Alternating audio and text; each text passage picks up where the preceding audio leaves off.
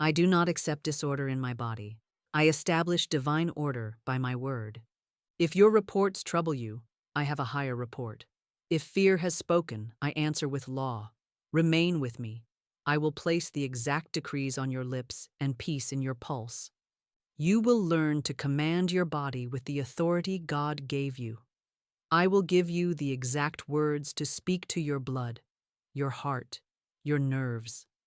I will show you how to cast the burden of fear, how to refuse disorder without strain, and how to hold the picture of perfect health until it appears. If you have felt ruled by numbers, dread, or delay, today you will feel ruled by truth, peace, and power.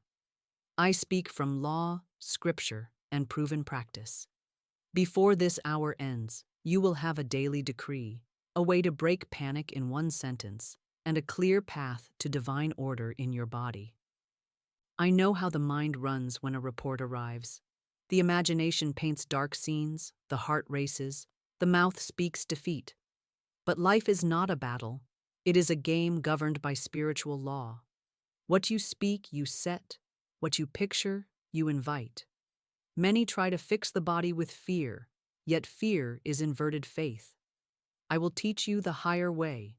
Speak truth with love, refuse resistance, and let the divine design, already written within you, come to pass. This is not pep talk, it is practice. I will walk you through it, step by step. Here is our path. First, I will reveal the law, why your word rules your cells, and why divine order answers a fearless voice. Next, I will show you how to cast the burden, how to drop the heavy yoke of worry in one line so your subconscious stops replaying trouble. Then, we will practice spoken decrees for the blood, simple, child-level words that carry power. After that, we will cleanse the picture, how to stop seeing disease and start seeing the perfect pattern God planned for you. Finally, we will set a daily order for your body and close the door to fear. Along the way, I will share the story of a woman who changed a frightening report without strain, only by holy speech and quiet obedience. I will also give you one sentence that breaks midnight panic and another that steadies you while you wait. Stay to the end. The closing decree is a key many overlook, and it unlocks quick results. Now that you've heard me say it plain, your word rules your blood. Come closer, because here's something most people completely miss. They try to fix the body while their mouth keeps planting weeds. They watch numbers, they repeat bad news, they make little jokes against themselves, and then they wonder why the field keeps bringing the same crop. What I'm about to share might seem counterintuitive at first, because the world trains you to chase symptoms, but spirit trains you to set law. There are two kinds of listeners with me right now. One group studies the problem, rehearses the fear, and speaks from panic. The other group blesses the body, commands divine order, and speaks from dominion. The difference? They understand this one living truth. My word sets the pattern my cells must obey. Why does this matter? Because if I speak defeat, I hire defeat as a servant. If I argue with the body, I chain myself to the very thing I'm trying to escape. Getting this wrong looks like long nights, tight breath, scrolling for answers, and waking up tired in the soul. But when I get it right, when I speak truth with calm weight, peace returns to my pulse, order returns to my blood, and my day stops bowing to fear. I'm not guessing. I've watched worried faces soften in minutes when the tongue turns from complaint to command. I've seen a woman come to me with trembling hands and a racing heart. I gave her one line, simple and strong. She blessed her body with it in the morning and before sleep. In a week, her fear lost its grip.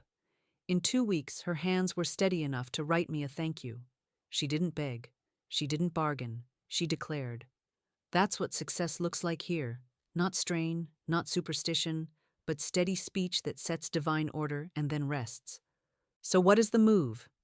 It is very simple. I stop speaking as a victim, and I speak as a lawgiver under God.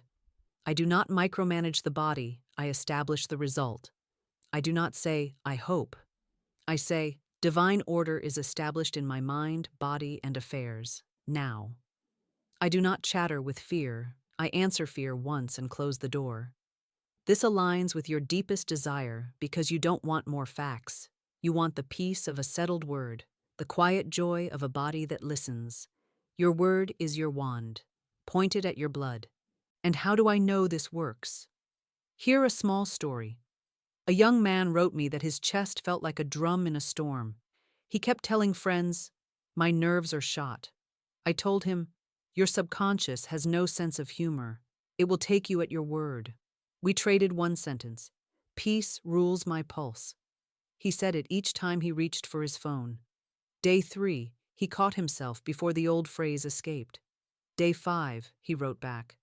I felt a hush inside, like the room turned down the noise.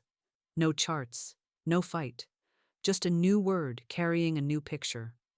That's proof enough for the humble heart, and the humble heart gets the quickest results. Now let me ask you a question. Haven't you heard your own words change your body in a moment? A harsh sentence tightens the neck. A kind blessing loosens the shoulders. That's not magic tricks. That is law. And here is your gentle pattern interrupt right now.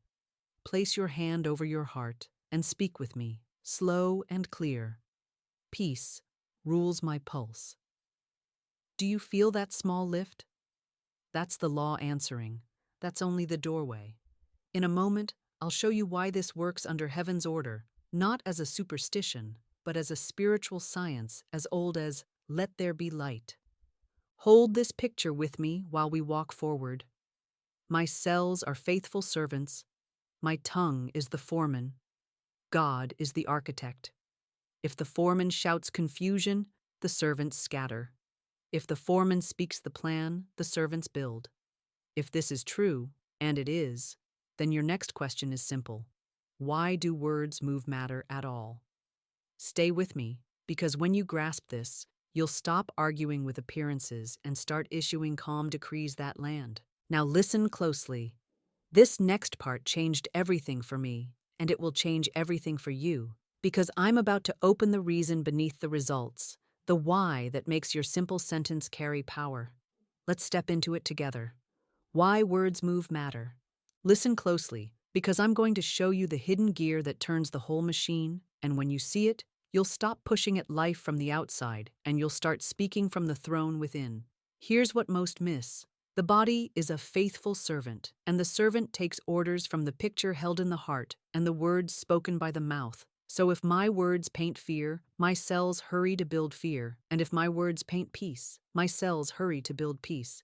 And that is why I tell you, as simple as a child can learn, your tongue sets the weather in your blood, and your breath carries the decree into every room of your body. Get this wrong and you spend long hours checking, counting, fretting, making little speeches to your friends about what's wrong, and the subconscious, dear, obedient, literal, writes it all down and says, "Very well." And it keeps replaying the scene you ordered. But get this right and the house grows quiet. The pulse learns a steady song, your sleep returns, and you walk through the day like one who knows the king's seal is on her words. Why does it work? Because the image maker in you, the holy imagination, takes your spoken word as blueprint. The subconscious has no sense of humor and no taste for drama. It only builds what you bid it build, so I never give it rubble. I hand it clean stone. I hand it a clear picture, and I bless the work. For I learned long ago that life is a game played by law, and the law is as sure as dawn. What I plant with my word, I will harvest in my flesh, and I refuse to sow weeds. Now let's make this plain. What do? I talk to my blood like I talk to a good child, firm and kind, and now I say, divine order is set in you. I say, peace rules my pulse. I say, the life of God flows in my blood. It cannot fail. And I say it without strain, without hurry, without a tremble. Because the power is not in noise, the power is in knowing. And this matches your desire, because you don't want a maze. You want a door. You don't want 10 steps. You want one word spoken right. How do I know this bears fruit? I will tell you a small, clean story. A woman came to me with a storm in her chest and a river of fear in her talk. She told everyone, "My nerves are broken," and her body obeyed that sentence day and night. So I traded her a new sentence for the old one, and I made her promise to speak it each time the old phrase reached for her tongue. She laid her hand on her heart and said, "Peace rules my pulse." And she said it at the sink, at the door, at the mirror. And on the third day, she wrote me that the noise inside had dropped like rain easing after a hard wind. And on the seventh day, she caught herself smiling at nothing at all because the inner weather had turned. Do you hear it? That is not luck. This is law. Now let's do a small act together. Pattern interrupt, holy and simple. Place your hand over your heart. Breathe once like you trust the air, and repeat after me, slow as a bell. Peace rules my pulse, and now over your lower ribs. My blood is in divine order now, and listen one beat to the stillness that answers. For even a whisper of truth has weight, and when the tongue and the picture agree, the body obeys. And if a thought tries to argue, I smile and say, that is not my story, and I return to my word, because the architect does not stop the build to argue with a rumor. Remember this rhythm. Why? Because words sow and reap in the body. What? Speak simple, present, loving law.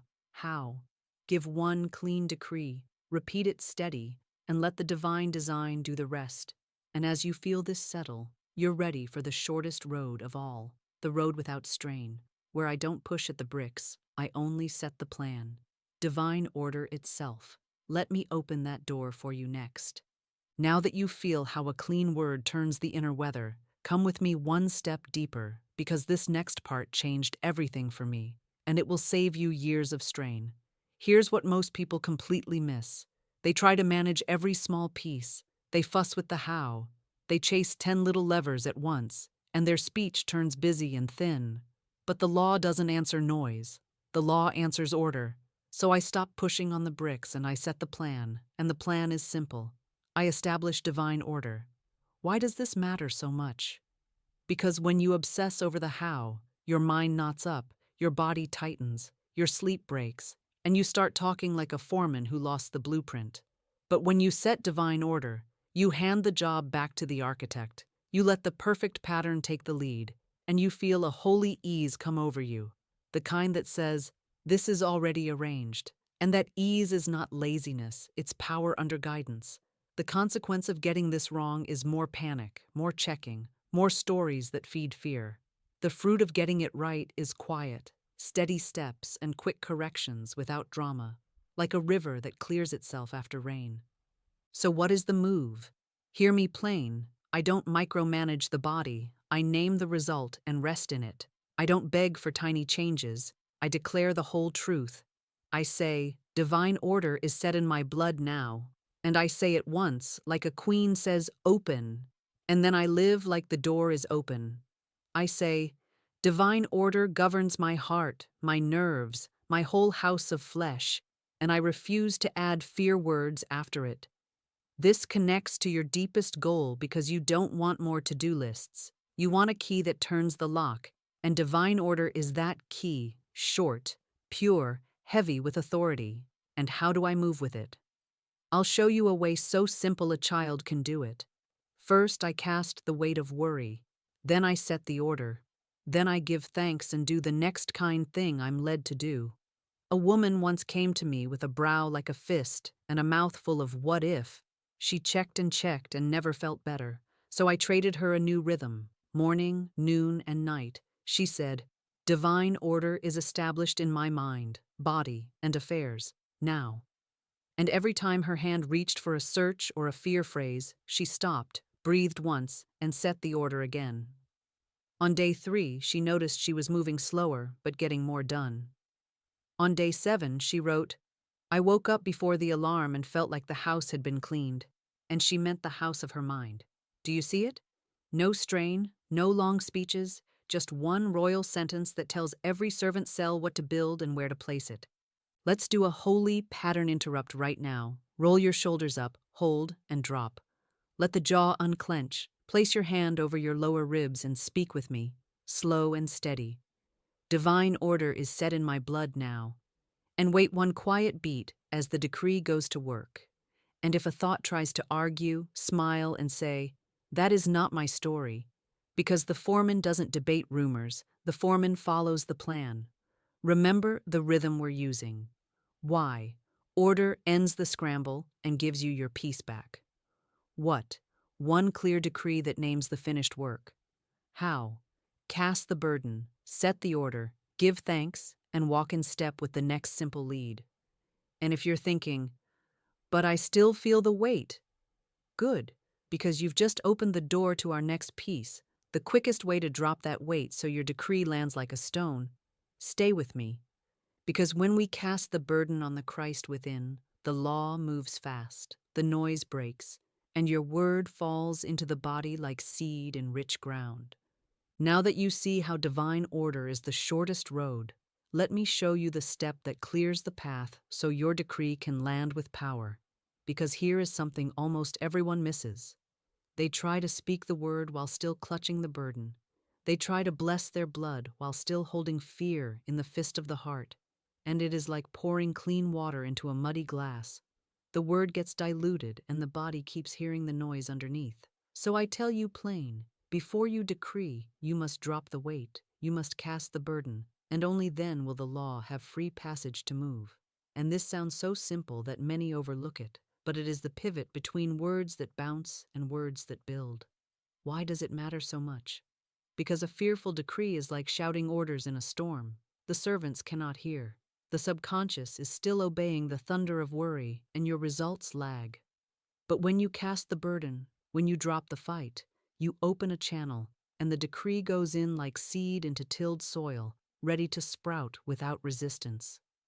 Get this wrong, and you will wear yourself out repeating sentences that never seem to take root, saying the right words but feeling the wrong weight, and you will wonder why nothing moves.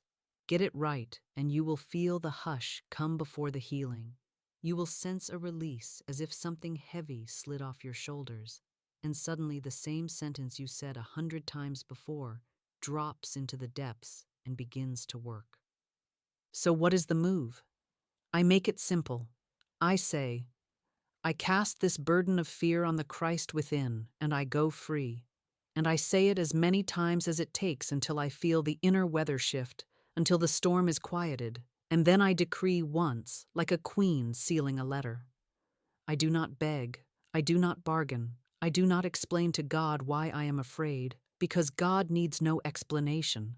God is the pattern, the order, the ever-present help, and the Christ within is the burden bearer who takes the weight so the decree can travel clear.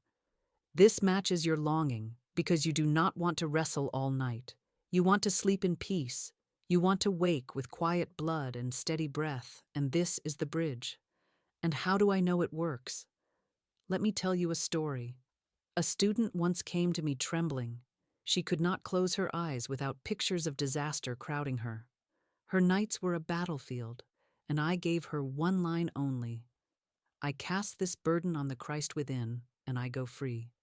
And I told her, say it until the storm stops arguing. And she spoke it 20 times that night.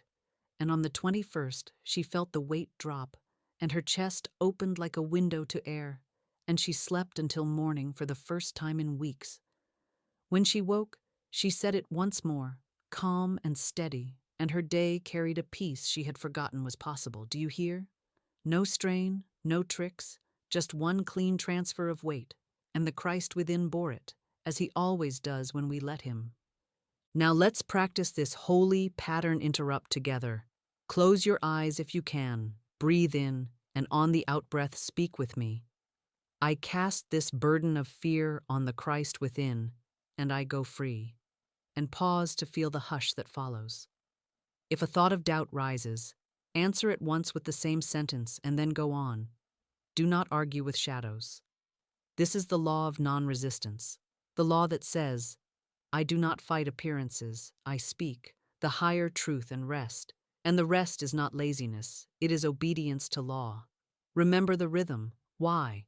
Because fear chokes the decree. What? Cast the burden to clear the channel. How? Say the line until the inner weather changes. Then decree once, calm and royal, and go on with your day. And here's the bridge I want you to feel now. Once the burden is dropped, the decree lands like seed in rich earth. And then the next move is to act in agreement with what you have spoken, because the field doesn't just wait. It starts growing, and you must walk like one who expects a harvest. Stay with me, because now I will show you how to act rich in health, even before the fruit is seen, and that one step multiplies the speed of your results. Now that you have learned to cast the burden, to drop the weight, and let the Christ within carry what your hands were never made to hold, I want you to hear me on this. The decree does not float in a vacuum. It calls for a corresponding step, a sign in the visible that matches what you spoke in the invisible, and this is where many falter. They speak the right words, but then walk like beggars. They bless their blood, but then act as though nothing has changed. And that split between word and walk delays their harvest. But when your word and your step agree, when your speech sets the law and your action bears witness to it, the law moves swiftly, and peace fills the gap where fear once camped. So why does this matter?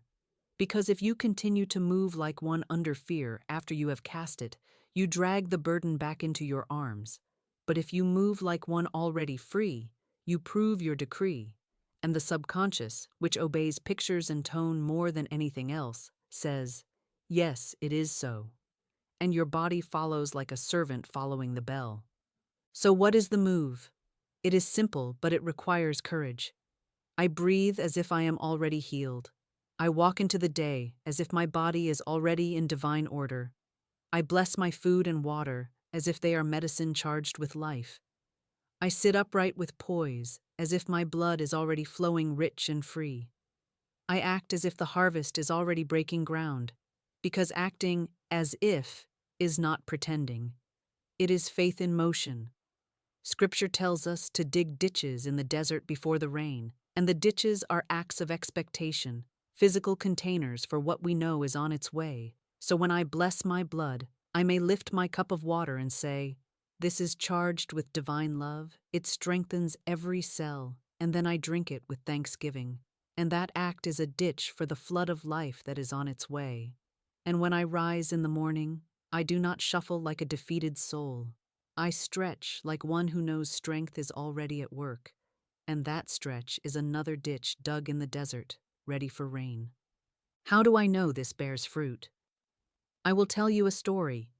A woman once came to me with a trembling step, always clutching her chest, always saying, "I cannot, I cannot." And I gave her the burden-casting line, but I also told her, "Act as though it is done. Move as though the Christ within has already lifted you." And she obeyed. She walked around her house slowly but upright, whispering, "Divine order is set in my blood now."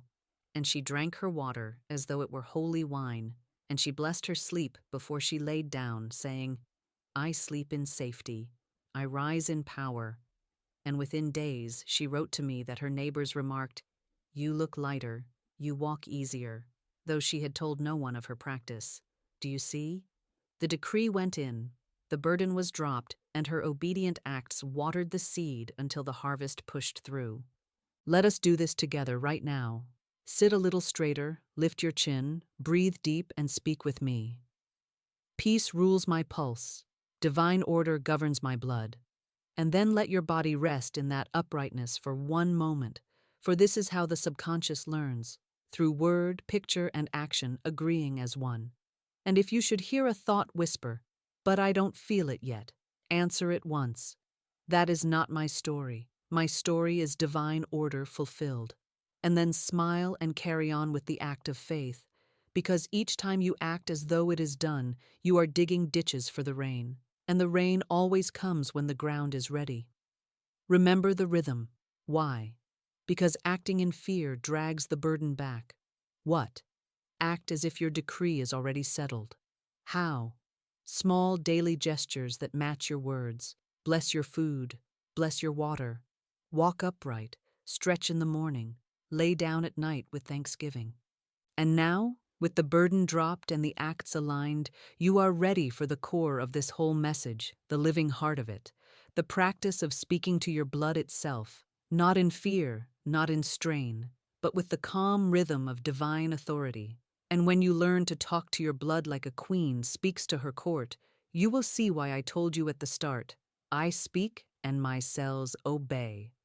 Stay with me now, because what comes next is the crown of this teaching, the decrees for your blood, your heart, and your nerves. Now that we have laid the foundation, that your word rules your body, that divine order is the shortest path, and that the burden must be cast before the decree can land, I will take you now into the very heart of this teaching, the living center, where the invisible becomes visible and the unseen hand begins to shape your flesh and blood. Because here is the truth most people never dare to practice. Your blood listens, your heart listens, your nerves listen. Every organ and fiber is a servant of the word you speak, and when you address them with the authority of divine law, they bow to it as surely as the sea bows to the tide. What most people do is plead with the body, or curse it, or complain of it, and then wonder why it rebels. But the wise soul does not plead, does not curse, does not whine. She commands with calmness, she blesses with firmness. She speaks to her blood as one who knows it is already aligned with the divine pattern, and the blood, hearing this authority, obeys. Why does this matter so much? Because the body is not your enemy. The body is your field, your temple, and your servant, and it longs for order, it longs for peace, it longs to be told the truth. When you speak defeat into it, it must build defeat. When you speak fear into it, it must build fear. But when you speak life, when you speak love, when you declare divine order, your body obeys because that is the law. It cannot choose otherwise. Get this wrong, and you find yourself in a cycle of dread and disorder, whispering fear to your blood and watching it respond with trembling. Get it right, and you see strength return, peace settle, and even before any outer change, you feel the lift of law working inside you, because the inner weather always shifts first, then the outer follows. So what is the move? It is simple, steady, rhythmic decree. I do not beg, I do not argue, I do not pile on 10 sentences at once. I give one clean command, spoken as though it is already so, and I rest. I say, divine love floods my consciousness with health. Every cell is filled with light, and I feel the glow of it spreading. I say, my blood is rich, pure, free, and in divine order now, and I feel the ease of it flowing. I say, the life of God flows in my blood, it cannot fail, and I rest in the truth of it. These are not poems, they are laws, and the subconscious records them and sets the pattern. I do not monitor, I do not strain, I speak and I rest, for the decree is already alive, already working. And how do I know this bears fruit? I have seen it time and time again. One woman came to me with midnight panic, rising every night to pace the floor, her mind racing and her body trembling. I gave her 3 simple decrees. Divine love floods my consciousness with health. Peace rules my pulse, and I sleep in safety, I rise in power. She spoke them before lying down, and when she woke in the dark, she spoke them again instead of rehearsing her fear. Within a week, she wrote to me that the midnight dread had lost its grip, and though her circumstances had not yet changed, her nights were once again her own. Her mornings began with calm, and she walked through the day with steadier nerves than she had known in months. This is the proof of law. It works in the soul first. It shows itself in peace, and then the peace spreads into the body, into the blood, into the pulse. Let us do this together, right now, because this practice is not a lesson to watch, it is a law to obey. Place your hand over your lower ribs and speak with me. My blood is rich, pure, free, and in divine order now. Pause and breathe, and feel the authority of that decree. Now place your hand over your heart and say, my heart is strong and fearless. It beats the rhythm of God. And listen one beat to the quiet that follows. And now lay your hand lightly over your temple and declare, I am immune to hurt and resentment. My poise is built upon a rock. And smile, because that is a shield you have just set, a word wall the subconscious will obey. Do you feel the shift? It is not drama. It is not noise. It is the calm weight of law moving in your members, and this is the way you must practice, daily, rhythmically, until the old fear has no soil left to grow in. Remember the rhythm. Why? Because the body is obedient to the tongue and must answer the decree. What? Speak simple, strong, present tense words that bless, not beg. How? Practice daily, morning, noon, and night, stopping as soon as fear tries to argue and resuming with thanksgiving. And as you walk this path, you will discover that your blood obeys, not because you strain, but because law is law and truth is truth, and God's design cannot fail. And now that you have tasted the power of these decrees, we will step into the next great key, one most people overlook, but which determines whether your decrees blossom or wither, and that is the picture you hold in your imagination. For words sow seeds, but the picture waters them. And if you hold a picture of fear while speaking words of truth, you choke the harvest. So stay with me, because next I will show you how to cleanse the picture, how to substitute the image of disorder with the divine design. And when you do this, you will feel the law moving not only in your blood, but in your very vision of yourself. Now that you have spoken to your blood with the weight of truth and felt the shift of authority in your own pulse, I must take you into the chamber where the roots of your decrees are fed, because here is where many falter without knowing it. They speak the right words, yet they carry the wrong picture. They decree divine order, but in the secret theater of the mind, they replay the film of disorder, and the subconscious, being faithful but uncreative, simply obeys the picture it is fed. So the words float like seeds thrown on rocky soil, unable to grow, while the imagination waters weeds of fear, and the harvest comes out crooked. But when you learn to cleanse the picture, when you understand the law of substitution, when you hold only the divine design before your inner sight, then the decrees you speak land in rich soil, watered by vision, and your results spring up swiftly because every level of your being is in agreement. Why is this so critical? Because the subconscious does not argue, it does not sift, it does not weigh, it accepts.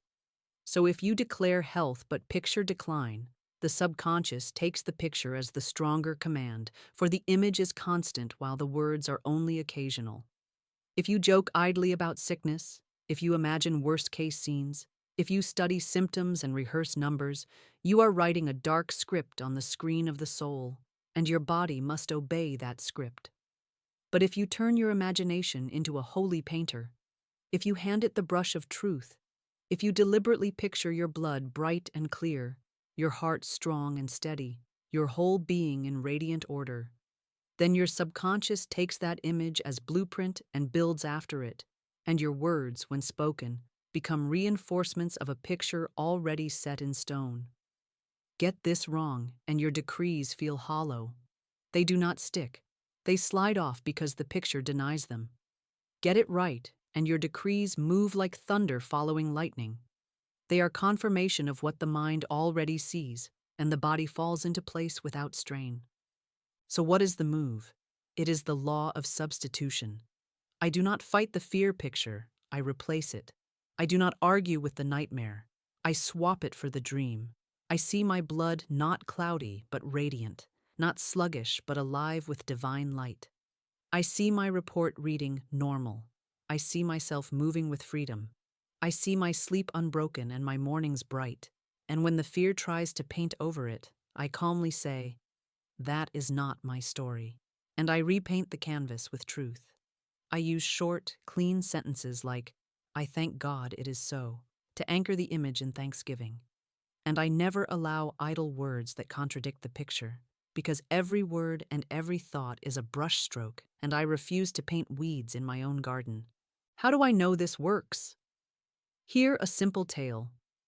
A woman once lost her peace by imagining herself weak, frail, doomed. She wore the picture like a veil, and even when she said affirmations, her imagination played the wrong film underneath.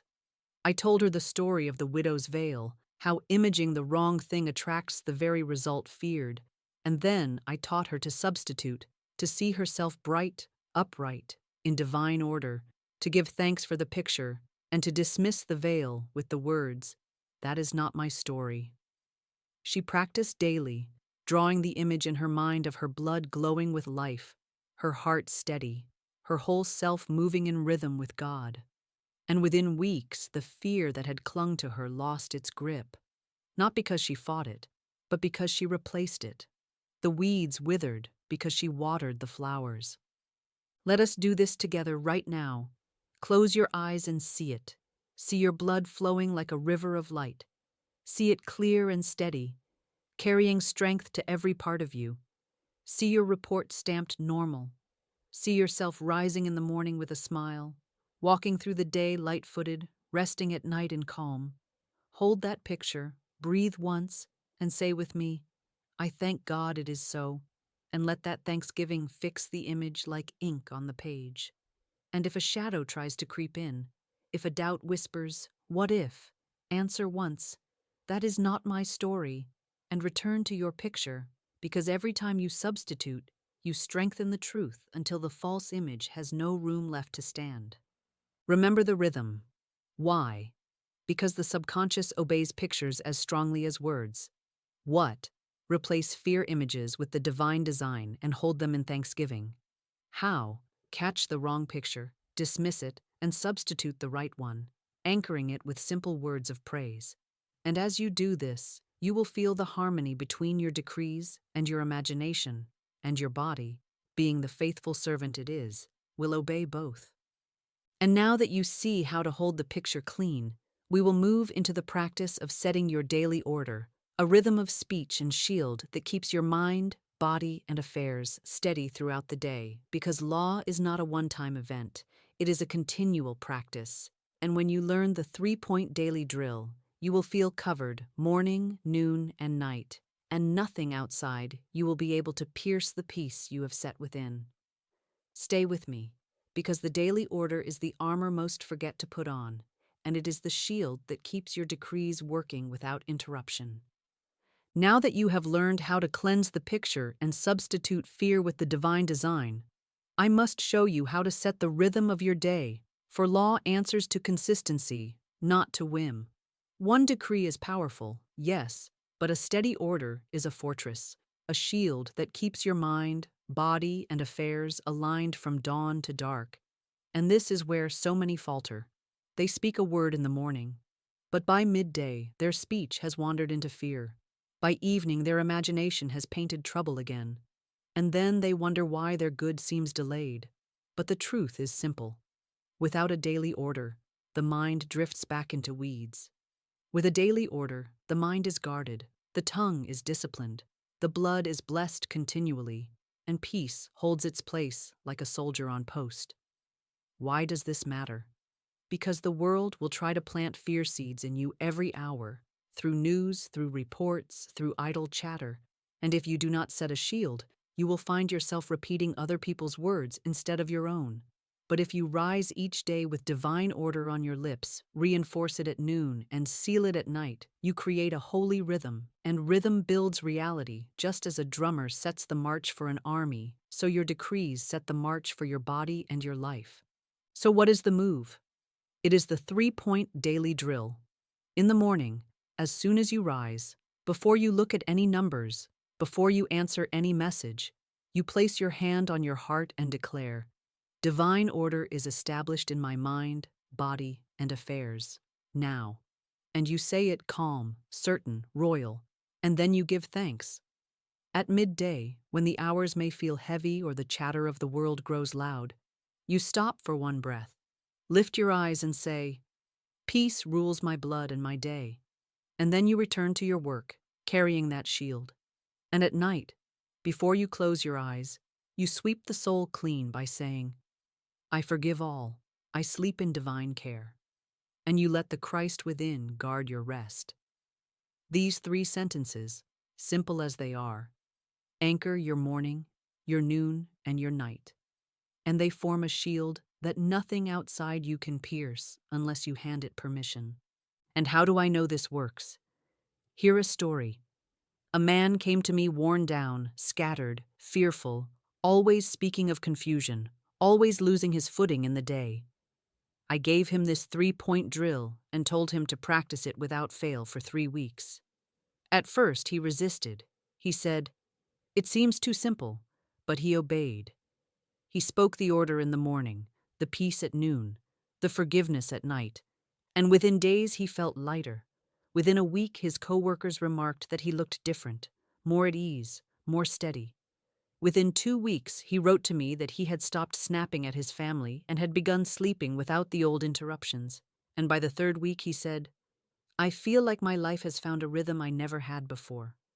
That rhythm was divine order, steady and sure, established by a daily drill. Now let us do it together right here, so you know the feel of it in your own mouth. Say it with me now. Divine order is established in my mind, body, and affairs, now. Pause and feel the weight of it. At midday, place your hand on your pulse and declare, Peace rules my blood and my day. Feel hush it brings.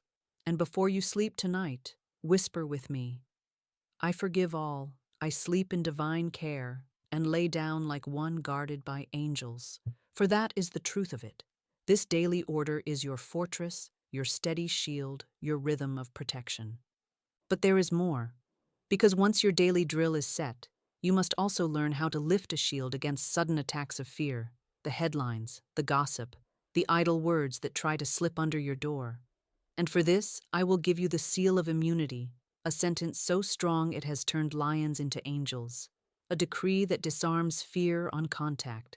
Stay with me, because the seal of immunity is the armor most forget to wear, and without it, the arrows of fear may still find their mark, but with it, you walk through the fire untouched.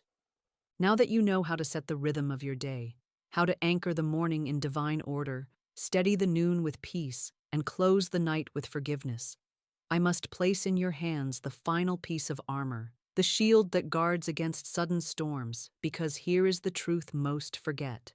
The world is loud. It throws arrows of fear through headlines, gossip, idle words, even the stray comment of a friend who does not know the law. And if you do not have a seal set over your heart, those arrows will find their mark. They will pierce your imagination. They will stir up old pictures, and your decrees will feel shaken. But when you wear the seal of immunity, you can walk through a day filled with noise and remain untouched, like Daniel in the lion's den, like the 3 Hebrew children in the furnace, calm, untouched, shielded by the word. Why does this matter? Because one unguarded moment can undo hours of peace if you let it. One idle story can plant a seed of fear. One dark picture can cloud the inner sight, and the body, faithful servant that it is, will try to obey. But when you carry the seal, nothing gets in, nothing foreign, nothing false, because the seal is a decree that stops fear at the threshold. So what is the seal? It is a sentence so clear that the subconscious cannot mistake it, a law so firm that appearances cannot override it.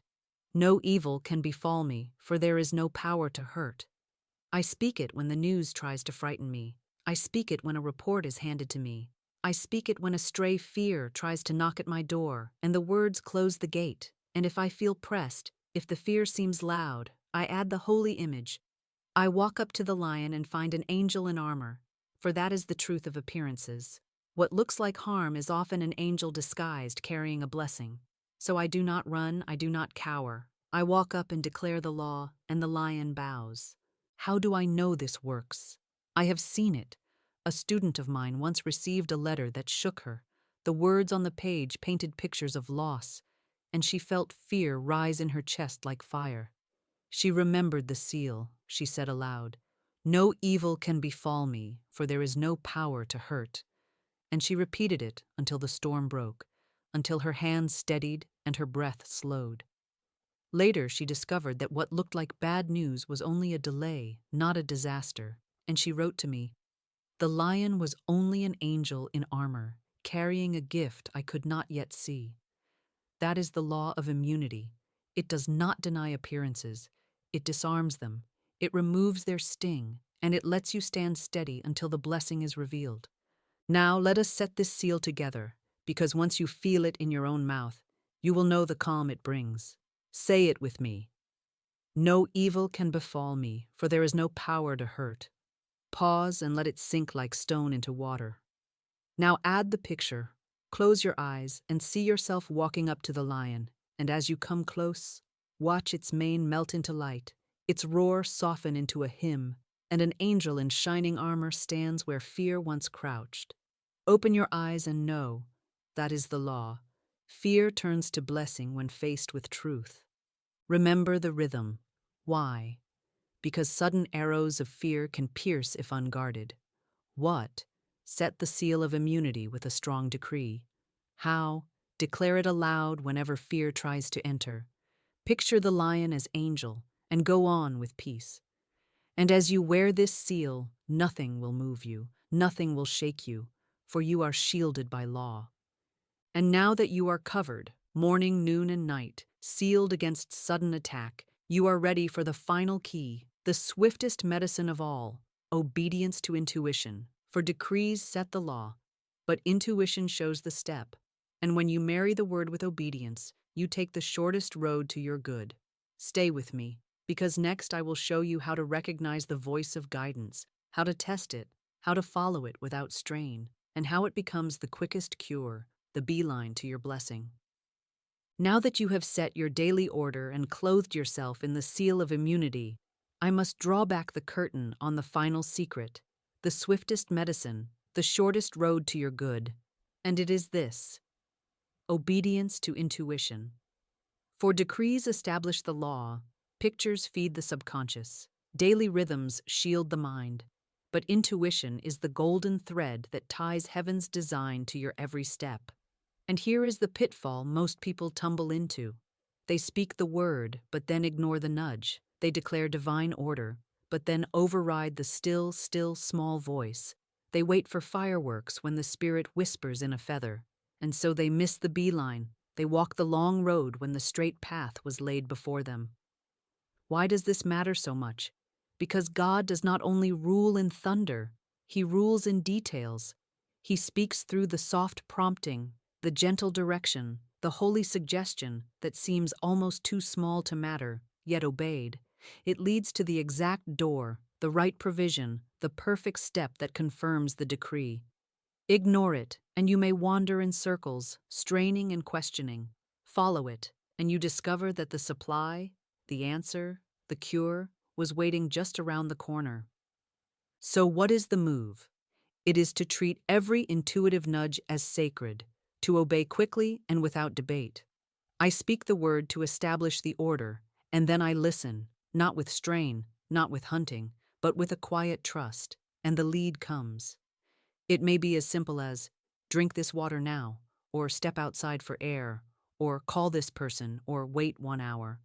The world says such small things mean nothing, but the wise know that spirit hides the beeline in the humble step. I do not script the how, I only decree the what.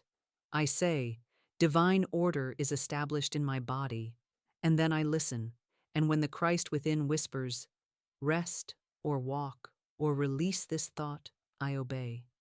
This is the bridge between the invisible word and the visible manifestation. It is not strain, it is flow. It is not force, it is guidance. And how do I know this works? I will tell you a simple story. A student once faced a frightening delay in her affairs. The numbers looked bad, the reports spoke trouble, and though she declared divine order faithfully, she found herself restless, waiting, doubting. I told her, cast the burden, speak the order, then listen. The next morning, she felt the softest nudge to take a walk instead of worrying over papers. On that walk, she met an acquaintance who happened to know the very channel through which her answer came. Within days, her situation was resolved, without strain, without bargaining, because she obeyed a small whisper. Another time, a man stood at a crossroads of health, fearful and worn. He declared the law, but then he heard in the stillness, rest tonight, not tomorrow. And though it made no sense to his busy mind, he obeyed. And the very next day he was led to a channel of relief that would have been missed had he pushed himself 1 more hour. The shortest road is obedience. The quickest medicine is the word married to the step. Let us practice it now, because intuition is not learned by theory, it is practiced by stillness. Place your hand on your heart, breathe once, and speak with me. Divine order is established in my mind, body, and affairs, now. Then fall silent for one moment. Listen. What small nudge comes? Do not strain for it. Do not hunt. Just notice. Perhaps it is to rise and drink water. Perhaps to forgive. Perhaps to let go of a certain thought. Perhaps to rest. Whatever it is, honor it. That is the Christ within speaking. The still, small voice aligning your step with the decree. Remember the rhythm. Why? Because without obedience, decrees hang in the air, waiting. What? Treat intuition as sacred instruction. How? Cast the burden, decree, then listen in stillness and obey the simple step without debate. This is the beeline. This is the medicine swifter than any outward scheme. And as you walk in this practice, know this also. Obedience is doubled in power when it is joined by agreement. When two or more voices speak the same decree. When two or more souls align their faith. Because the word says, "If two of you shall agree on earth as touching anything they ask, it shall be done for them." And agreement multiplies the force of intuition. Stay with me, because now I will show you how to find that faith friend, how to speak together, and how agreement turns a single spark into a holy fire. Now that you have heard how intuition is the shortest road, let me open to you the multiplying law of agreement, for this is the part that many neglect. Yet it carries a force beyond what the lone decree can do. One voice declaring truth is strong, but two voices in harmony are a trumpet, a shout, a sound that shakes the unseen and compels order into the visible. Scripture tells us plainly, "If two of you shall agree on earth as touching anything that they shall ask, it shall be done for them." And that is not a figure of speech, it is a law, as fixed as gravity. Why does this matter? Because there are times when the single soul grows weary, when doubt whispers louder than decree, when the imagination is tempted to paint again the wrong picture. And in those moments, one agreeing voice can lift you, steady you, amplify your decree until it pierces the veil of fear. Without agreement, you may stumble back into silence, but with agreement, you carry the sound of two witnesses, and by the law of the Spirit, in the mouth of two or three witnesses, every word shall be established. Get this wrong, and you isolate yourself. You fight alone, you grow faint in your declarations. Get it right, and you step into multiplied power, the kind that moves quickly, the kind that cannot be resisted. So what is the move? It is simple. Find a faith friend, one who will not argue with appearances, one who will not pity you with human talk, but who will speak the law with you as though it is already finished. You do not need many, one is enough. When fear rises, when a report arrives, when your blood feels troubled, call that friend and say, "Let us agree and speak together. We agree. Divine order rules this body now. Not tomorrow, not someday. Now. Speak at once, calm and royal. Then thank God it is so, and hang up. Agreement does not mean long prayers. It means harmony, unity, two voices sounding the same note until heaven and earth answer. This practice connects to your deepest longing, because what the fearful heart wants most is companionship in faith, not in fear. Agreement turns loneliness into partnership, isolation into power, doubt into certainty. And how do I know this works? I will tell you a story. Once a woman came to me trembling. She had spoken her decrees but felt weak. The fear was loud in her ears, so I told her, "I will agree with you now." We stood, and I said, "Divine order is established in your mind, body, and affairs, now." And she repeated it with me. We said it once, calm, no shouting, no strain, and then we thanked God together. The next day she wrote to me. The fear broke like glass. I felt a peace I had not touched in weeks, and within days her situation shifted. Not because I carried her, but because the law of agreement multiplied her word. Another time, two students prayed together for one who was ill, and they agreed, "Divine love fills every cell with light. Divine order governs this body now." They said it once, with perfect unity, and the person later told me, "The very moment you agreed, I felt a rush of calm flood me, and I knew it was done." That is agreement power. Now let us practice it, even here, across distance, because spirit knows no walls. I will speak, and you repeat, and together we agree. We agree. Divine order rules this body now. Do you feel that lift, that doubling, as though your word carries more weight than when you spoke alone? That is the law of agreement answering. Use it whenever you feel faint, whenever you want a quicker current, whenever you want the sound of two trumpets instead of one. Remember the rhythm. Why? Because one voice may grow weary, but two voices in harmony cannot be resisted. What? Agreement in decree multiplies the force of the law. How? Find one faithful soul, speak one decree together, thank God, and rest. This is the multiplying power, the cord that shakes the unseen into order. And now, my beloved, you have walked the whole path. You have learned that your word governs your blood. You have seen that divine order is the shortest way. You have practiced casting the burden. You have spoken decrees into your body. You have cleansed your imagination with the right picture. You have set a daily drill and sealed yourself with immunity. You have listened to the still, small voice of intuition. And now you have learned to multiply your decree through agreement. The circle is complete, the law is established, and you are covered on every side. Stay with me just a little longer, for we must seal this lesson together. I will gather the threads into one strong rope, place the final affirmation on your tongue, and open a door for your next step, so that when you leave this moment, you will carry the shield, the sword, and the lamp of truth into every hour of your life.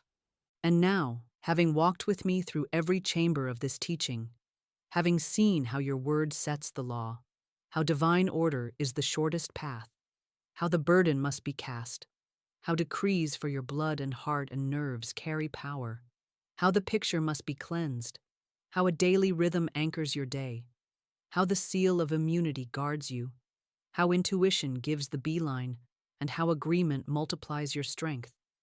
You are ready to stand clothed in truth from head to foot, lacking nothing, for you have been given the sword, the shield, the lamp, and the song. And I say to you plainly, you need not fear appearances again. You need not tremble at numbers or reports or whispers in the night, for you know now that your body is a servant, your word is its master, and God is the architect who has already drawn the perfect design. The world may shout, but you have learned to answer with law. Fear may knock, but you have learned to cast the burden. The mind may wander, but you have learned to cleanse the picture. Your tongue may falter, but you have learned to return to your daily drill. Shadows may approach, but you have learned to wear the seal. Doubt may whisper, but you have learned to follow the still, small voice. Loneliness may try to weigh you down, but you have learned the power of agreement. You are not at the mercy of appearances. You are not a beggar at the door of health.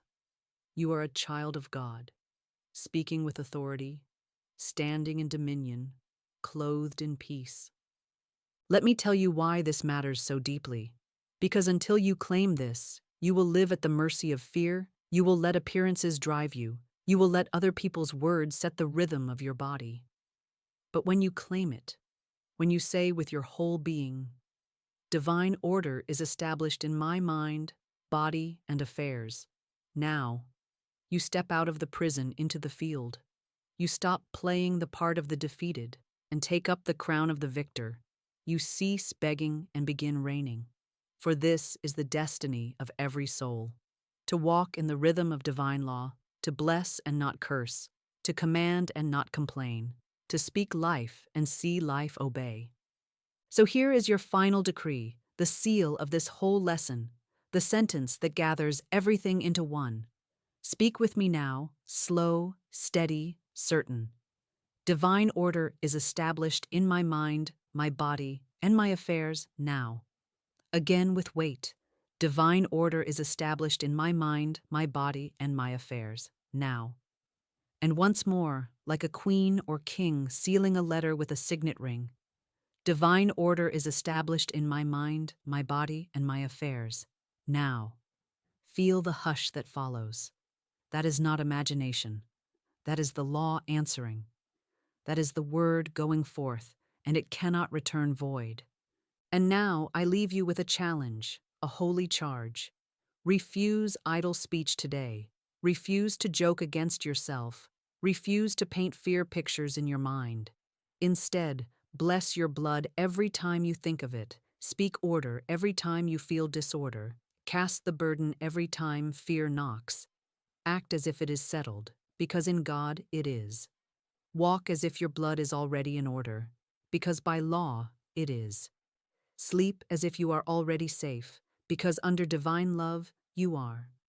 Let every act be a ditch dug in the desert, expecting rain, and you will see the flood of life fill every channel. And if you want to go deeper still, if you want to learn the law that cancels fear at the root, the law that hides in plain sight, then follow me into the next lesson. Replace the picture, replace the problem, where I will show you how to swap terror for truth in an instant, how to take hold of the law of substitution and turn every dark image into light. Don't delay, because every moment you spend in the wrong picture, you give it power, and every moment you spend in the right one, you multiply life. Click through, and let me place the exact words on your tongue that will uproot fear at the root. Now, as you rise from this hour, remember this: your blood is obedient, your heart is steady, your nerves are calm, your mind is guarded, your day is ordered, your night is safe, your path is guided, your word is law. You are clothed in divine order, and nothing can touch you but God's good. Amen. I thank God it is so.